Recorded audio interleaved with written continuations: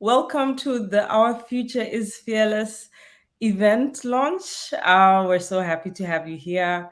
My name is Muthoni Mureithi. I'm the one of the co-directors of the Accelerator for the Gender-Based Violence Prevention, together with Lara, who you'll see on my I don't know which side that is, on my right. We're so excited to have you here to present to you the Accelerator for GBV prevention, as well as our Future is Fearless campaign, which we'll be launching later today. But before we step into that, just wanted to share with you just a bit of a background so you know who we are, and we will also be sharing with you the program for today so that you can understand how we will be rolling this out. And of course, we're very excited and nervous. So this is the first time we're doing this together. So, bear with us if there's any logistical issues. We're on standby to make sure that you're well supported for that. Today, we really want to share with you more about the Accelerator for Gender-Based Violence Prevention. This is a newly established initiative that is aimed at driving advocacy efforts towards increasing more resources to go towards GBV prevention. Today, we'll also be launching a very exciting campaign called Our Future is Fearless. And this campaign is really a vehicle to really to bring us together, to mobilize us and drive us towards advocating for donors and governments to increase more investment and funding into GBV prevention. But as any campaign, this campaign cannot work alone. So we'll be inviting you all to join us in this fantastic campaign and really co-create what we'll call our shared advocacy agenda together.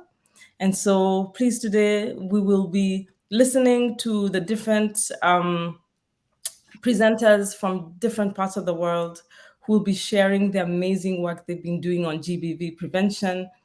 And at the end of the day, we will have an opportunity to really engage with one another and really get to know each other and share the amazing work we've all been doing collectively. So with that little introduction, I'm going to hand over to my co-director, Lara Fergus, to take us through the next session.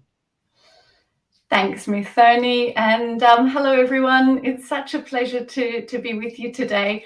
The first thing you have to know is that on Hopin, from the place where Muthoni and I are, we can't see you, right? And we can't see who's actually participating. So it's difficult for us to know exactly who's in the room from here. But from the registration list, we know that there are many of you who we already know, who we've already spoken to, and others who we're really happy to sort of welcome into this initiative. And a big hello to you all. My name is Lara Fergus. Like Muthoni, I'm one of the co-directors of the Accelerator for Gender-Based Violence Prevention.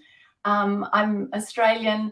I'm based in the Netherlands, and I come from a background in research, policy, and advocacy for prevention of violence against women and girls and gender-based violence. I'm just going to tell you a little bit about how the event runs today, so you've got a sense of it. You might remember this from when we asked you to register. We're actually going all day. This is our first session. And we're using this platform Hopin all day. When we're not live and streaming like we are now, you can use the platform yourselves to set up side meetings, coffee chats, as we're calling them, and as a place where you can access some of our videos and materials as well. But we're going to have a series of 3 live sessions throughout the day. This first one, we've aimed to be in a time zone where it's still daylight in the Asia Pacific, or at least we hope so. And so we're going for 1.5 hours now. There's another session later at 11 o'clock Central European time. I'll leave you to do the calculations. That's aimed at the Africa, MENA, and European regions. And then at the end of our day over here, at about 4:30 Central European time, we've got a final session for the Americas. This session has no interpretation, but if you do need interpretation into French or Arabic, that will be our second session. If you need interpretation into Spanish or Portuguese, That will be our third session. And we will make recordings available as well, and materials available in multiple languages, so that you can access them. What else do I have to tell you about the sessions today? Oh yeah, the 3 sessions are all different. They run to a similar format, but with different speakers. The one thing that stays the same is really this introduction from Muthoni and I, where we tell you about the launch itself and where we give a presentation. The rest of each session is quite different because we have different speakers. So after the presentation from Muthoni and I today, we'll have what we're calling fireside interviews, which is a series of a number of speakers who all work in gender-based violence prevention around the world, discussing what it means to them to do this work, why they need more resourcing to it, and what they'd like to see happen next. Then we come back to Muthoni and I will talk about our call to action and what the Accelerator is set out to do, and is set out to get done rather. And we'll finish with a performer, again, from each of the regions that we're targeting in each of the sessions. In terms of housekeeping, we've got some support behind the scenes from a wonderful set of people at Apolitical, who will post in the chat how the chat function works, how you can talk to the plenary in the live chat and to each other.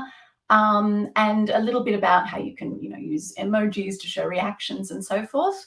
Do remember that Muthoni and I can't see any messages you post privately to us while we're in the backstage area. So if you have any technical problems, we ask you to reach out to our lovely people at Apolitical and our communications person, Marie Simone, who can perhaps put her details in the chat so you know how to reach out to her.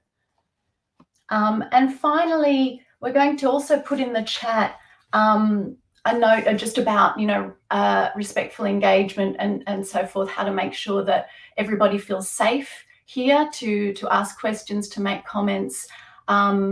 If we see any evidence of, as this is a public forum, any evidence of trolling or anything, please alert the moderators to it through, or alert us to it through the chat, and we'll make sure that doesn't continue. Let us know. The important thing is that you feel safe and can contribute to this conversation throughout the event. And finally, before we move on to our presentation, really the aim of today is to hear from as many people as possible working in the field of GBV prevention. Of course, it's not going to be everybody, but we're really trying to get as many speakers as possible. So we have these sessions that are really quite busy. We have quite a lot of people on them asking quite dynamic questions that we're trying to keep going. It means we don't have a lot of time as well, because of the number of participants, to come back into plenary for discussion. So really we want to use the chat function as much as possible for discussion. If you have any questions or points that you want to bring up, do put them in the chat function. We've got people that are sort of collating them behind the scenes, and we will try and come back to them. Either the moderators for the fireside interviews will come back to them, or Muthoni and I will come back to them at some stage. So nothing is wasted, and of course everybody can see everything you've got in the chat, so please contribute. All right, I think that's it from me. Muthoni and I are now going to move to a short PowerPoint presentation before we go to the fireside interviews, so we can give you a bit of background on who we are and what we're aiming to do with the Accelerator and with the Shared Advocacy Agenda and campaign. So over to you, Muthoni. Great. Thank you so much, Joe, for putting up the slide there. So this presentation will really just take you through the history of the Accelerator. How did we come about? And also share with you, some of the thinking behind its creation, as well as the way forward in terms of how we want to move with the Accelerator. And then we'll also have an opportunity to share with you, some of the knowledge and some of our understanding around GBV prevention and areas where we think we could all come together to really advance forward in GBV prevention. So I'm going to start with a bit of our her story, if you'll allow me. So you can see that lovely slide there with all those amazing feminist leaders. I hope you can all see their names. So the Accelerator, the journey for the Accelerator started in 2019 when at the Wilton Park conference in the UK, a number of women's rights organizations, feminist organizations, funders, governments came together to discuss the state of GBV prevention as it was current at the time, and as well as review the latest evidence on prevention of GBV, as well as identifying the strategic, the effective strategies for scale up, and also building a type of consensus around what were the key priorities for the GBV prevention community. And during that meeting, it became very clear that there were a couple of gaps that needed to be addressed. The first one being that there was a need to communicate common messages around what related to evidence-based GBV programming. There was a need for coordinated advocacy to build sufficient financial support for prevention work, and especially investment in GBV prevention and gender transformative policies and programs to end gender-based violence. So these amazing 14 feminists you see here, inspired by that conference and the conversations and the discussions that came out of that meeting, decided to come together to create what we're calling today the Accelerator for GBV prevention. Lara and myself have been in this role since February this year. So as you can see, we're very new to the sector, but we are backed by and supported by key leaders and thinkers within the GBV prevention community. And in addition, we'd like to have more people join us to really push this agenda forward. Next slide, Joe. So we do know that when we talk about GBV prevention, we know that we cannot end gender-based violence without adopting a holistic approach. And so I think that's really important to say at the get-go, that we will never be able to prevent GBV without essential services for women, girls, and gender diverse people, as well as addressing, ensuring that police and justice systems hold perpetrators accountable. So we know that that has to happen collectively and in tandem. And that these messages, especially when we have laws and policy in place, it really does drive home a message that GBV will not be tolerated. And that's really key for prevention work. But we also know that that alone is not going to be enough. So over the years, we've seen many countries adopt laws and policies around ending gender-based violence. And we've seen a lot of progress in terms of moving forward that particular agenda. However, we find that prevalence levels remain high. And so I guess the question for us is really how do we really advocate for prevention in a way that tackles the root causes of violence before it starts, and really challenging the unequal power structures and the multiple forms of discrimination that women and gender expansive people face every day. And I think that's really key. So for us, we do see that it is important to have that holistic approach, but also advocating that we put more effort and resources towards the prevention and the tackling of the root causes as well. Next slide. So we know the scale of the problem. I'm not going to read that slide for you. I hope you can all see it. But I think what is most important for this slide is really the scale of investment vis-a-vis the scale of the problem. So we know those figures, 1 in 3 women. We know those statistics in our own regions, in our own countries. However, when we look at the investment in terms of resources and money that goes towards prevention, the story looks a bit different, right? So we see there that we have about 0.002% of overseas development assistance directed towards prevention of gender-based violence. And that tells us that whereas we all agree that this is a big problem, the investment isn't sufficient, right? And I think that's really key for this discussion.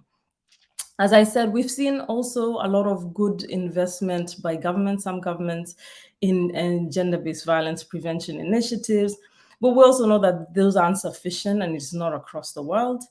And often we've seen that when it comes to funding for GBV prevention, it's often not adequate enough, as we can see, but also it remains quite limited, right? And oftentimes that this funding is short-term, it's limited to projects, as we all know here, and often is sporadic and sometimes even of poor quality, meaning that it isn't funding the thing that really makes systemic change to end gender-based violence. And I think that's really key for us in thinking then how do we ensure that we get the right funding and we ensure that the monies that are put in place are actually going to good programming to end violence against women and girls.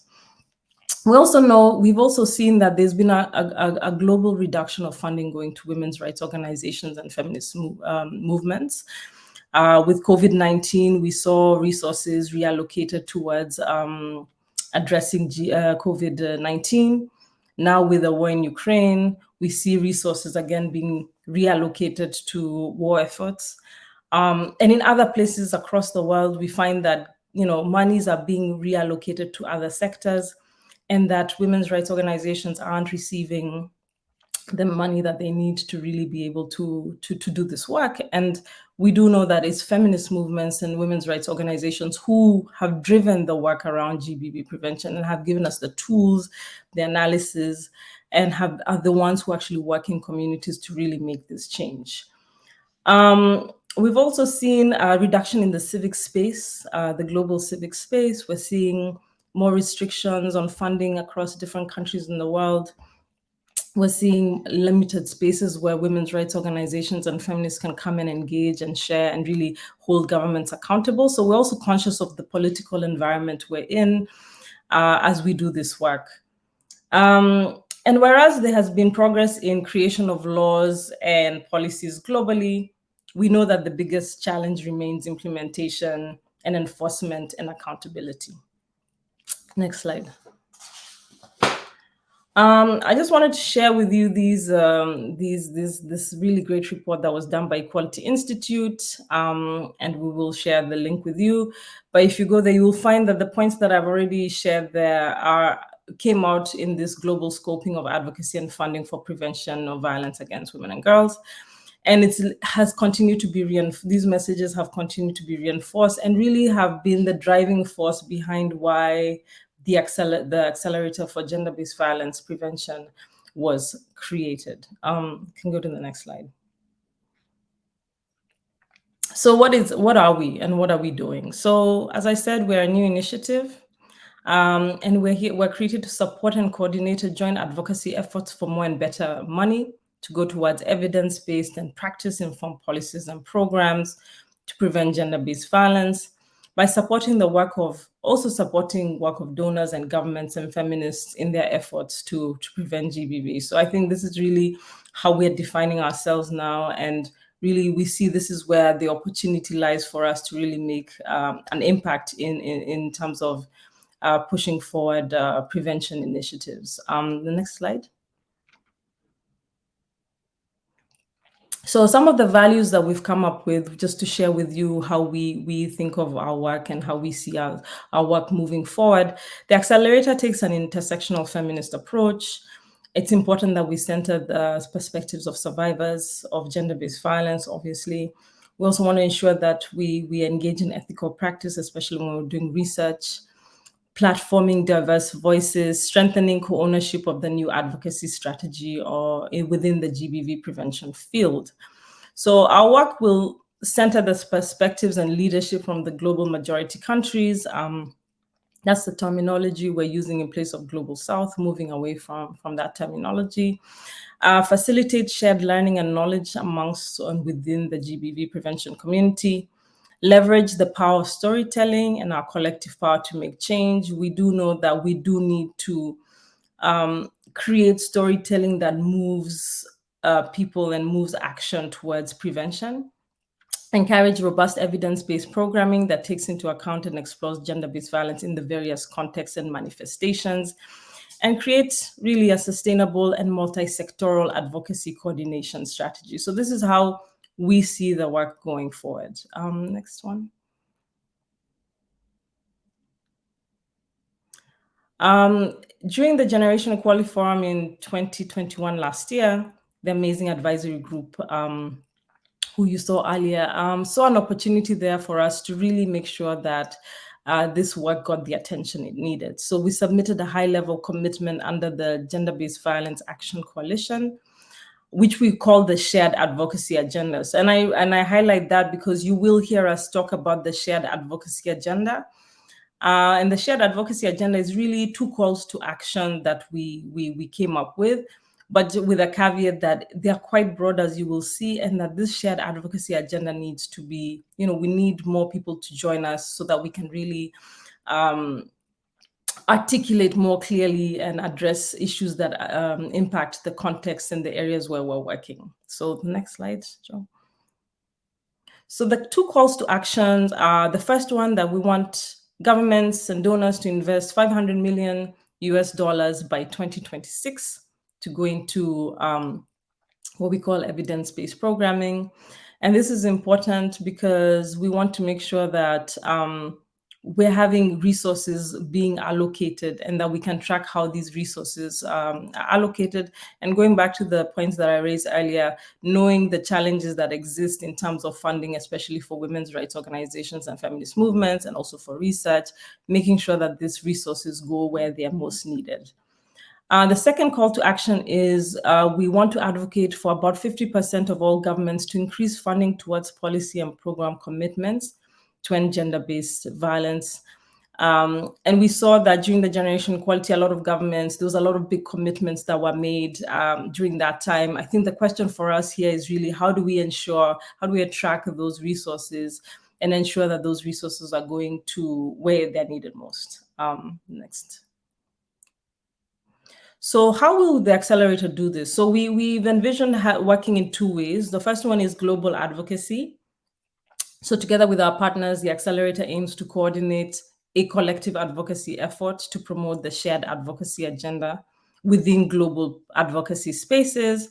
We want to co-create strategic advocacy messages with our partners. And when I say partners here, these are partners today, but partners in the future. So that could be you. We're inviting everyone to join us and be a partner with us. Want to co-design and disseminate communication materials and campaigns and strategies, I would say, in really thinking through how do we come together, at what points do we come together and actively work towards pushing for the political will to have more resources invested towards this work. This will also include developing an accountability tool, or a tracker, as we can call it, to really measure the progress towards the shared advocacy agenda objectives that I mentioned earlier. And then the second area where we see we could work with all of you is really the Accelerator aims to create a space to connect groups, networks, organizations working on GBV prevention. We want to provide an avenue for the experiences, the priorities, and the voices of feminist organizations, especially those in the global majority countries, to be heard. We want to create a space for skill share and learning and opportunities for GBV prevention advocacy, and connect donors with GBV prevention actors, aligning efforts, and as well as avoiding duplication. And we say this because we do know that there are many actors within this sector. And for us as the Accelerator, we want to make sure that the work that we do complements the work that exists and does not duplicate, and that we are really adding value to the work, the amazing work that this field has done. I think I will stop there and hand over to my colleague, Lara. Thank you so much. Thanks, Muthoni. And you can move us to the next slide, and we'll just stay on that for a short introduction, Joe. Thanks. So everyone, Muthoni's sort of taken you through what the Accelerator is about and what we're advocating for, and how we hope you will join us in that advocacy for more and better funding for really good practice GBV prevention. And we know from looking through our registrations and the people that are in the room, I don't think there's anyone here that we need to convince of the need to do this work. We know you're all involved in doing gender-based violence prevention work in some way, that you understand it and know it and are committed to it. And that's part of what we want to do today. We want to bring together the sector to talk about how we take this work forward. But because this initiative is about advocacy, Muthoni and I thought it might be a good idea to present to you our understanding of where the work is at in terms of the advocacy messages we can convey to governments and donors for more and better funding for this work. And we do that not with a view to, teaching anyone here anything, but to sort of sharing where our thinking is at, because we're hoping that the conversations today, both on the platform and through the chat, can help us sort of advance that and refine it and nuance it, get us to a sort of, shared understanding of the advocacy messages we want to take forward. So I asked her to leave this slide up because this is, I think, something that our advisory group, messaging that our advisory group put together, those who Muthoni talked about. And I think it's a really good encapsulation of where we've gotten to in terms of our key message. And we've only gotten to this point because of the work of feminist activists, basically, in all sectors and across the world. Everybody here knows that it's feminist activists, it's the women's movement that first put violence against women and girls on the agenda, that made it a problem, took it out of the so-called private sphere, domestic issue, and insisted that governments do something about it. We made it a human rights abuse and got that established in international law. That was feminist activism as well.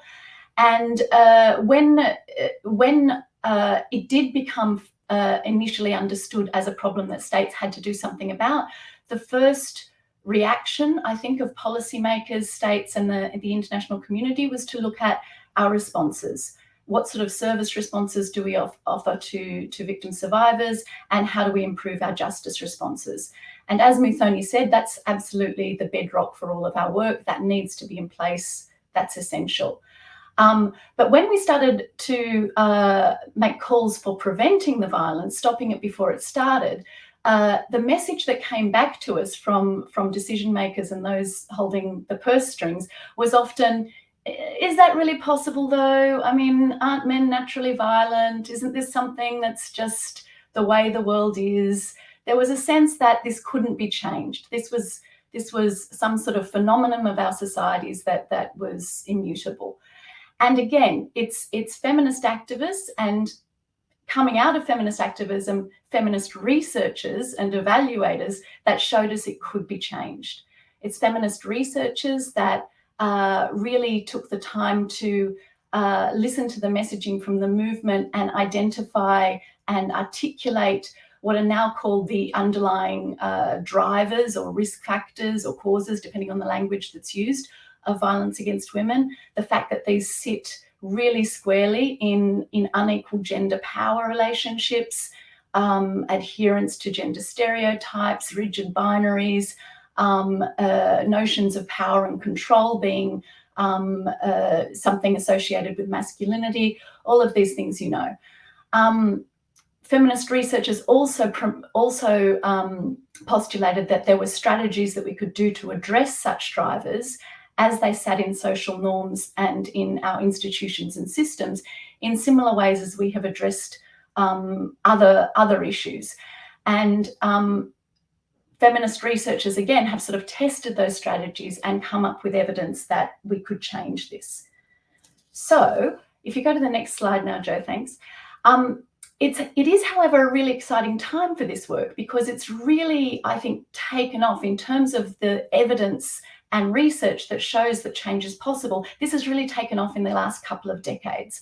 So up until really 5 or 10 years ago, in terms of quantitative data that showed we could reduce future perpetration and victimization of violence against women through conscious activities, that sort of quantitative data, there were only a handful of studies showing it up to 5 or 10 years ago.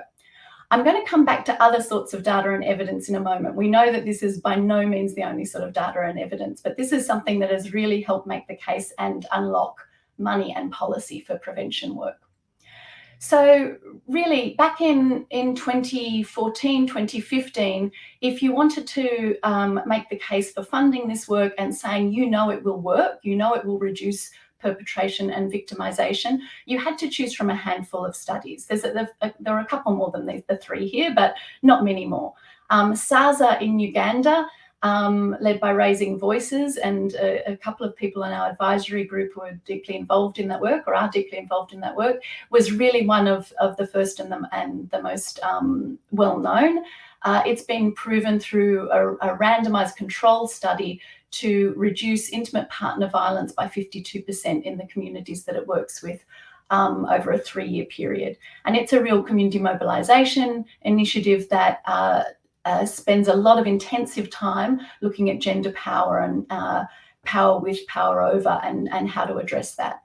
Other initiatives here in the so-called global north, rich countries as well as the global majority, are Safe Dates, which is a schools-based dating violence prevention program, and Image in South Africa. Safe Dates is interesting because it was longitudinal, which means it not only showed we could reduce perpetration and experience of different forms of dating violence immediately after the program, that is, there was differences in experiences before the program and after a program compared to a control group, but longitudinally at 1 year afterwards, 2 years afterwards, 3 years afterwards, and 4 years afterwards, I think they've actually gone up to 6 now, they showed that those reductions could be maintained.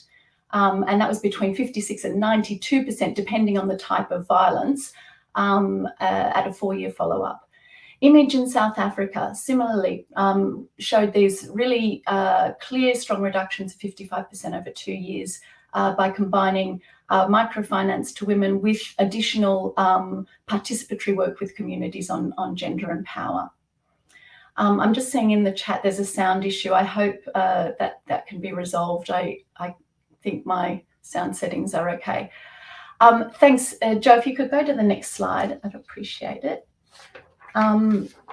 Okay, so this, though, is the difference that funding makes. What we have in front of us now is just some of the quantifiable, empirical evidence that has emerged from the UK-funded What Works program. And I know we have people that run What Works initiatives on the call today. Welcome, and be good to hear from you about these as well.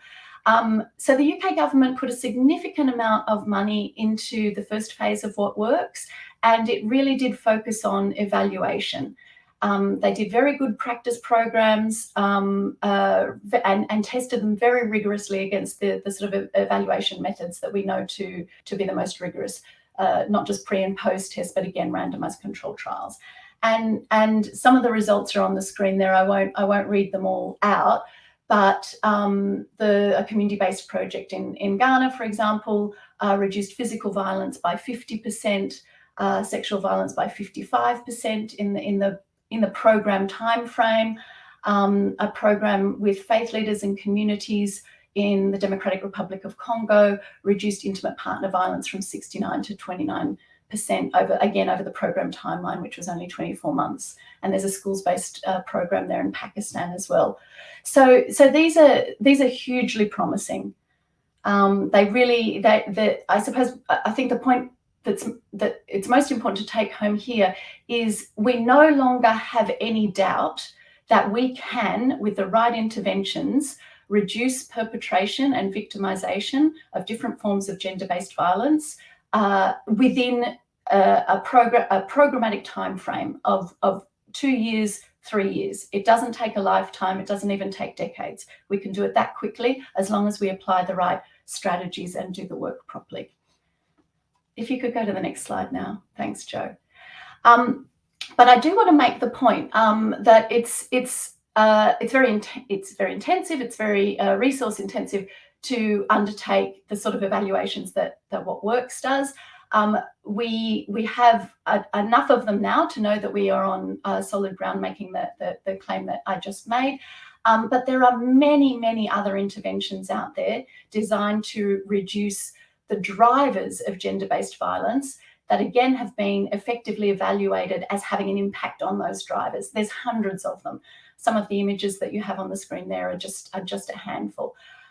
So when we say the drivers of gender-based violence, again, most of you who will know that, it's on things like the social norms that have to do with whether violence should be tolerated, whether dominant masculinity is valued. It's also to do with systems and practices that exist in our institutions and communities, and even sort of subsettings like workplaces, sporting clubs, and schools.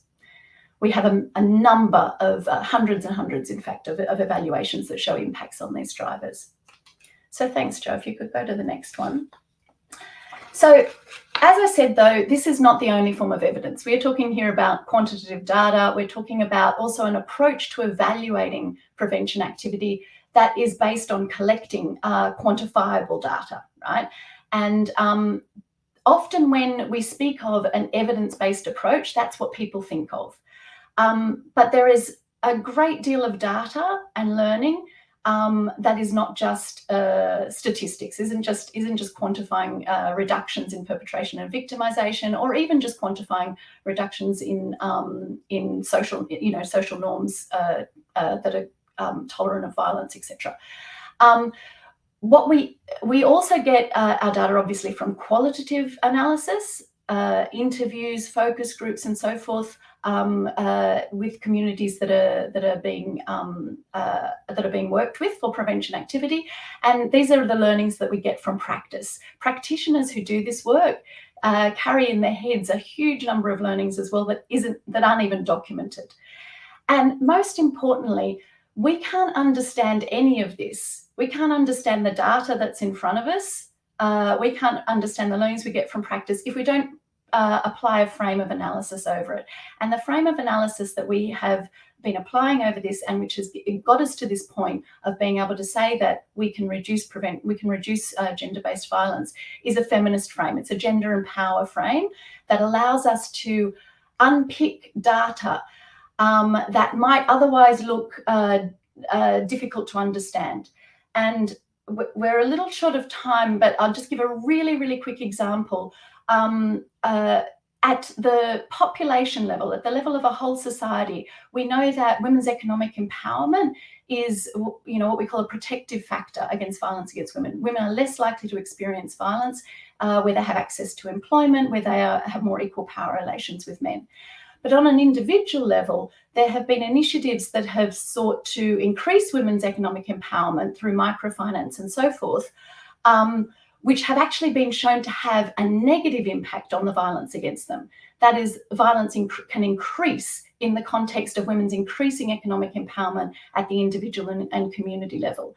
How do we understand this difference? How do we understand this apparent contradiction? We understand it by going to a gender power analysis, and we understand it by listening to women's movements, listening to women on the ground when they say, well, the reason why the sudden economic empowerment of women in some contexts can increase violence is because men in those contexts might feel threatened. They adhere to a notion of masculinity which says they must be the breadwinner and dominant in a relationship, and feeling that power threatened causes this backlash effect. So that analysis is what gives us the backlash effect. It gives us the understanding that there is a backlash factor happening here.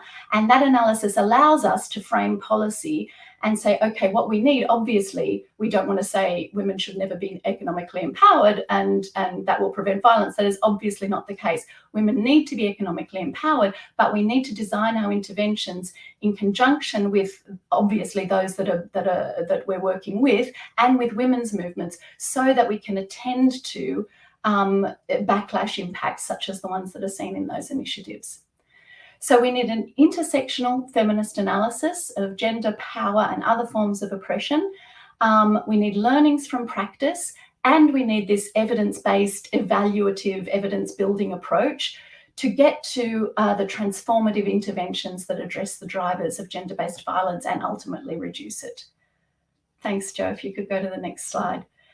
And for the sake of time, I'll go quite quickly through these next few slides. I'm sure you know this work anyway. Something that, again, recent research that is really exciting in this field is that we now know not only that these transformative interventions can reduce GBV in short timeframes, gender-based violence, I'll avoid the acronym. We know that if they are sustained over time in conjunction with good responses, and particularly if there's several of them in different settings to have a mutually reinforcing effect, we can actually start to bring down prevalence rates of gender-based violence at a whole of population level. That is at a bigger level than the specific interventions. And one way in which we know this is possible is through the Candies in Hell study in Nicaragua. If you could go to the next slide, thanks, Joe. So again, one of our amazing advisory group members, Mary Ellsberg from the George Washington University, undertook this longitudinal study, repeating a survey on women's experiences of violence in Leon, Nicaragua. Now, Leon is a local municipality in Nicaragua. And over 20 years, if you could go to the next slide, Joe, showed that intimate partner violence was reduced by nearly half on a test done at 20-year periods. And this data was also backed up by the DHS surveys that you all also know well that are globally comparable. So really significant reductions, not only in the last 12 months of physical and sexual violence, but also in lifetime violence there. And that study, just before we go on to the slides, it was initiatives that were framed by a comprehensive law and policy that provided good responses, but also provided community education-based prevention work that helped lead to these reductions. Thanks, Joe. If we could go to the next slide. So what are we waiting for? I think we all know the answer to this. We're waiting for, next slide, please, Joe, more commitment from donors and governments to putting the resourcing into this work. So as Muthoni said, we know that less than 0.002, not 0.2, is it 0.002% of official development assistance is going to GBV prevention. And of that funding, that 0.002, a lot of it is actually really poor quality funding. And by that we mean it's short-term, it's sporadic, it doesn't necessarily go to the sort of interventions that we know from evidence work. So what we want to see with the shared agenda is investments made in this work that are in consideration of frameworks that pull together the evidence base and guide policy on prevention of gender-based violence. The RESPECT framework, that is an interagency framework of the UN led by WHO, is one such example of this. There is also, if you're not aware, an implementation package, again, UN document led by UN Women, that really digs down and gives advice, policy guidance to policymakers and donors on how to do this work. And this is about how to frame new context-specific approaches that not only have been shown to work in different countries and contexts, but which build new evidence. It's very important that this work is not done in a cookie cutter approach. We can't cut and paste the initiatives. We really need to take the principles of initiatives that work and apply them to context. This work should also be inclusive of funding to the global shared research agenda. This is a partner initiative led by SVRI and the Equality Institute that has identified gaps in the research and suggests where funding should go to build that research on addressing and preventing violence against women and girls.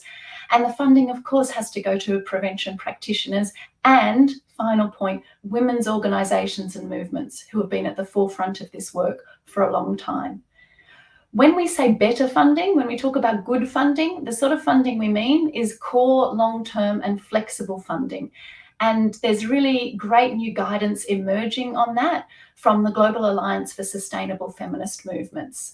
AWID, is the Association for Women's Rights in Development, is leading that, and that's going to provide really good guidance to governments and donors for what good funding looks like to movements.